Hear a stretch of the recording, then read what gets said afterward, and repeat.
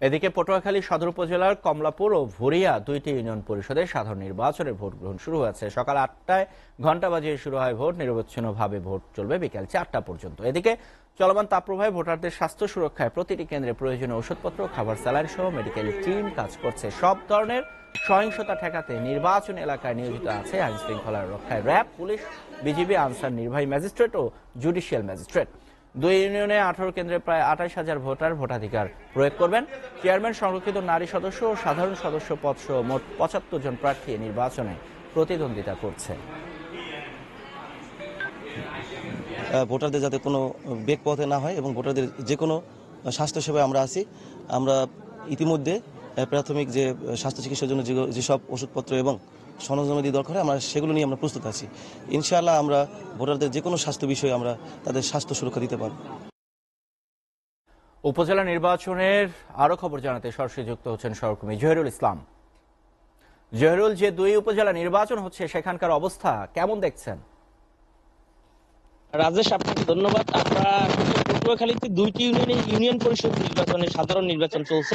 গতকালকে নির্বাচনী সকল প্রস্তুতি শেষ করে নির্বাচনী সরঞ্জাম নিয়ে আসা হয়েছে নিরাপদই, এবং আজকে সকাল 8টায় ঠিক যেভাবে স্কুলের ক্লাস শুরু হয় সেই ঘন্টা পেটানোর মধ্য দিয়ে কিন্তু ভোট গ্রহণ শুরু হয়েছে।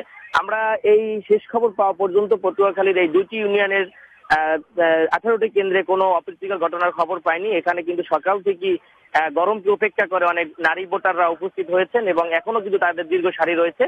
এবং আমরা অনেক কেন্দ্রে দেখতে পাচ্ছি যে আগে যেভাবে মাঠের মধ্যে লাইন দাঁড়া করা হতো, এখন কিন্তু গরমের জন্য সেটা করা হয়নি। এখন অনেক কেন্দ্রে কিন্তু সেটা ভবনের মধ্যে করা হয়েছে এবং তাদেরকে নিরাপদ রাখার জন্য।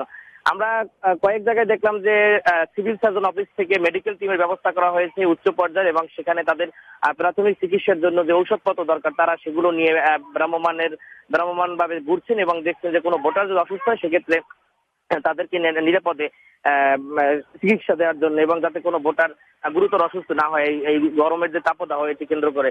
এছাড়া যে ভোটের যে পরিস্থিতি সেটা অনেক সুন্দর হয়েছে এবং ভোটাররা তাতে সন্তোষ প্রকাশ করেছেন এ পর্যন্ত। এবং প্রতিটি কেন্দ্রে পর্যাপ্ত পরিমাণ পুলিশ, আনসার এবং পাশাপাশি যে মোবাইল পার্টি রয়েছেন, টহল পার্টি রয়েছেন এবং জুডিশিয়াল ম্যাজিস্ট্রেট, নির্বাহী ম্যাজিস্ট্রেট, অনেক আইন শৃঙ্খলা বাহিনীর উপস্থিত দেখা যাচ্ছে। এবং বিগত যে নির্বাচনগুলো হয়েছে এই অঞ্চলে, উপজেলা, জাতীয় নির্বাচন বা পাশাপাশি অন্যান্য নির্বাচন, সেখানে কিন্তু এরকমের ভোটার উপস্থিতি লক্ষ্য করা যায়নি। স্থানীয় সরকার নির্বাচনে যেহেতু তার নিকটতম তার ওয়ার্ডের প্রার্থী থাকে বা 3টি প্রার্থী থাকে, সেই ক্ষেত্রে কিন্তু অনেকেই ঢাকা বা বরিশাল থেকে এসেছেন এবং আমরা প্রতিটি এলাকায় দেখেছি যে অনেকে ঈদে আসেনি, ঈদের পর যেহেতু নির্বাচন, সেই নির্বাচনকে কেন্দ্র করে কিন্তু তারা তাদের এলাকায় এসেছেন। তা সব মিলিয়ে পটুয়াখালীর যে নির্বাচনী পরিস্থিতি অনেক সুন্দর। আমরা পটুয়াখালী নির্বাচনের যে রিটার্নিং কর্মকর্তা শারমিন সুলতানা,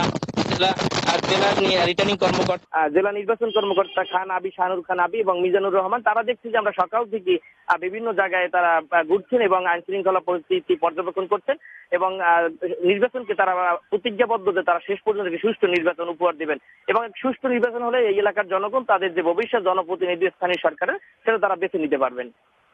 রাজেশ।